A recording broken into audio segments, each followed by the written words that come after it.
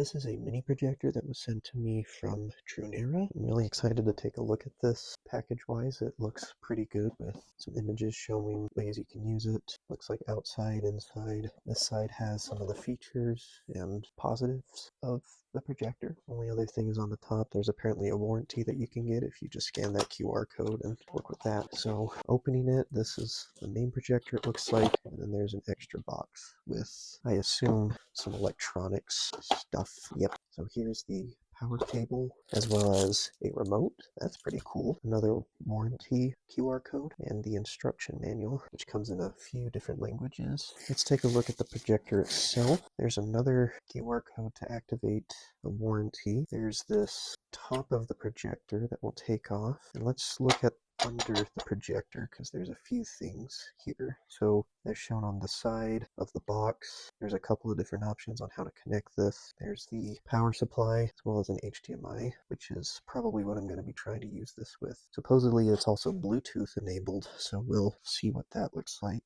I want to quickly see what that button does. It looks like, so that button is the power. So I'm going to power this on and see what happens. So holding the power button down, there is a blue light, now red. I was just checking to see if there's any Bluetooth options on my computer. I'm not seeing, so I'm going to quickly see if there's something in the manual.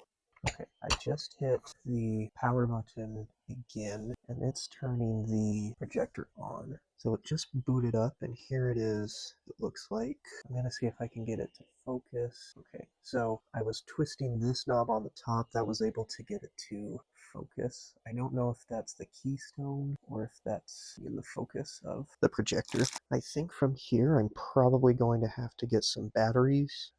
Okay, I just got some batteries in the remote. Let's see if that is working. So looks like there's a couple of different settings that you can mess around with. So that says reset data and system update. Apparently this comes pre-installed with Disney Plus, Netflix, and YouTube. That's pretty cool. And there's storage. This has about a little over 10.5 gigabytes. There's some hardware specs for those interested. I imagine they're also on the product page as well. Looks like you can also customize your home page with some of the different apps. But for now, I want to try to connect it to an outside source. On the top, let me try and get this more focused. So on the top there, it has a Wi-Fi, a Bluetooth, and a USB logo. So surely this should be able to connect to Bluetooth somehow. First thing I'm going to do is I have my PS5 here, and I'm going to try to connect the HDMI cable from here to the projector and see what that can do. I'm having to stretch it over to connect it, but let's get in like that.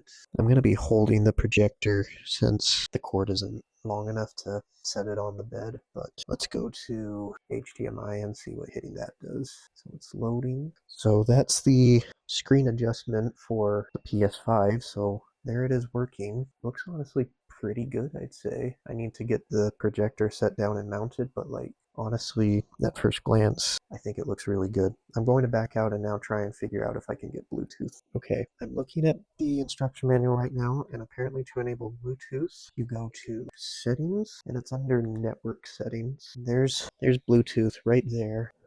I'm having a hard time getting it connected to my computer. My computer keeps saying that it's not connected, but I'm going to see if I can get my phone to work. Okay, I figured out a couple of things on connecting at least my computer and my phone to the projector. So the first thing for both of these devices is make sure that they're paired with the projector on Bluetooth. And so for my computer, I went to connect, and then this trans screen popped up, and I was able to accept this invitation to accept. So Miracast is now working, and as you can see, it just booted up, and now it's connected to my computer screen. The way I was able to get to that was by going to the sharing button, which you hit this button, and that'll take you to the different display options, and there's Miracast there. For my iPhone, which I can't show the best because I'm recording with it, again, connected to the projector with Bluetooth, and again, they were both connected to the same Wi-Fi, and then when I hit AirPlay, I don't even know if I needed to hit AirPlay, but there it is just in case, but the projector showed up with my phone and I was able to connect them. So to conclude, I think this is very neat. It did take a little bit to fully understand everything everything, and I think there's still quite a bit I could learn in regards to how to use this, but again, I'm happy with it. I really do think that the picture quality looks pretty good, and I will recommend you try this out if you ask my opinion. I think it's a good projector.